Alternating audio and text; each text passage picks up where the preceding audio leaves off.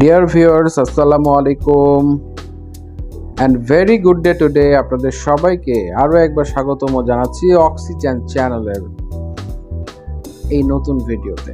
আমরা গত ভিডিওতে আপনাদের দেখিয়েছিলাম যে প্রাইম কোড কিভাবে করে এবং প্রাইম কোড করার কার্যক্রমটা কিভাবে হয়, এটা আপনারা আমাদের সেকেন্ড ব্লকে দেখে ফেলেছেন। And today is the interesting day and last day of carpeting.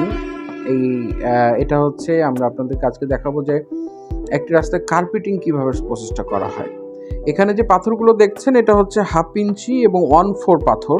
এই যে মেশিনটা দেখছেন এটা হট মিক্সচার মেশিন প্ল্যান্ট বলা হয়ে থাকে। এখানে বেসিক্যালি পাথরের সাথে মিক্সড হয় বিটুমিন, এই দুইটা মিক্সড হয়ে হিট হয়ে পাথরটা হিট হয়। এই যে এই চিমনিটা দেখছেন এটা দিয়ে কিন্তু গরম বাতাস নির্গত হচ্ছে। বিশাল বিশাল এখানে মেশিনারিজ রয়েছে, বিশাল একটা কর্মযজ্ঞ চলে। যখন এটা চলে তখন মনে হয়, মানে আমার মনে হচ্ছিল যে ইট ভাটার যে চিমনি দিয়ে উপর দিয়ে ধোঁয়া উড়ে যায় আর নিচে সেই আগুনের তাপে ইট মাটি থেকে ইট হয়ে যায়, ঠিক সেরকমভাবেই একদিক থেকে পাথর যাচ্ছে, সেই পাথরটাকে গরম বাতাসে একদম ফ্রেশ করে হিট করে গরম করে তারপরে ওর সাথে এই যে পিচগুলো দেওয়া হয় এবং এটা মিক্স যখন হয়ে যায়, বিটুমিন ও পাথরের যখন মিক্সড হয়ে যায় তখন এইভাবে করে আবার মেশিনটা থেকে ফেলে দিয়ে ট্রলিতে করে ক্যারি করে নিয়ে যাওয়া হয় রাস্তাতে।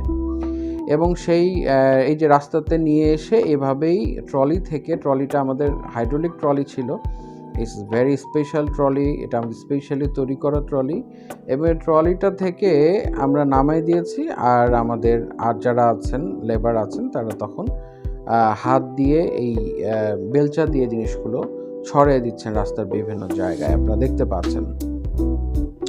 এবার যে ট্রলিতে কিন্তু আমাদের পুরো কার্পেটিংয়ের যে মূল মশলাটা প্রোডাক্টটা সেটা ওই যে ওখান থেকে আমরা তৈরি করে নিয়ে এসেছি এবং লেবাররা কিন্তু খুব আনন্দের সহ খুব মজা করে কাজ করেন। আর ওই যে ওই পাশে রোলার রয়েছে, এই যে কার্পেটিংটা আমরা করছি এর উপর দিয়ে কিন্তু রোলার যাবে।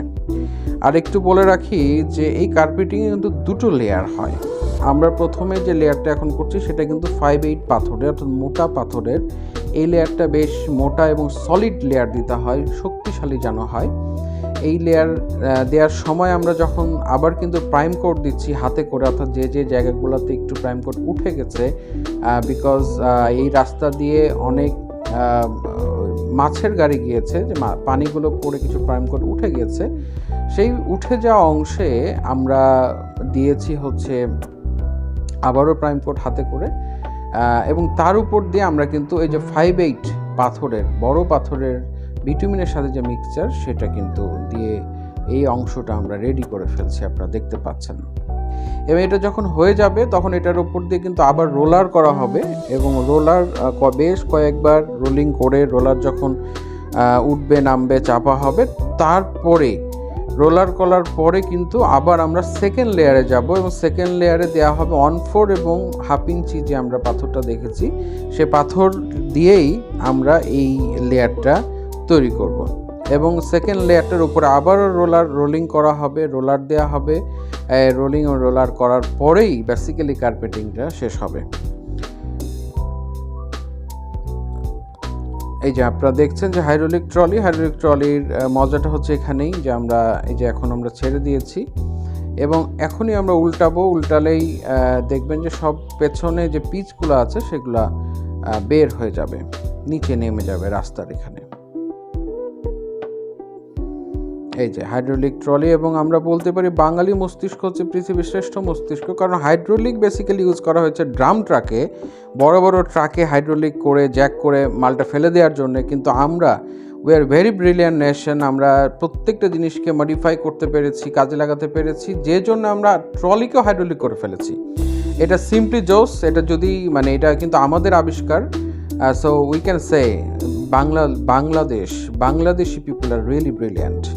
এবং এই যে দেখছেন এই যে এই রোলারটা যখন করে তখন কিন্তু পিচগুলো লেগে যায়, এই জন্য চাকা আবার ধোয়ার জন্য দুইজন দুই পাশে থাকে। আমি রোলারটা উঠে আজকে চালিয়েছি, বেশ মজার, চালিয়েছি একটু গড়িয়েছি তেমনটা না, বাট খুব মজার, বাট খুব সেন্সিটিভ জিনিস। তো এইভাবেই কিন্তু একটি রাস্তা কমপ্লিট করা হয় অনেক কষ্ট করে। ভালো থাকবেন এ পর্যন্তই, আল্লাহ হাফেজ।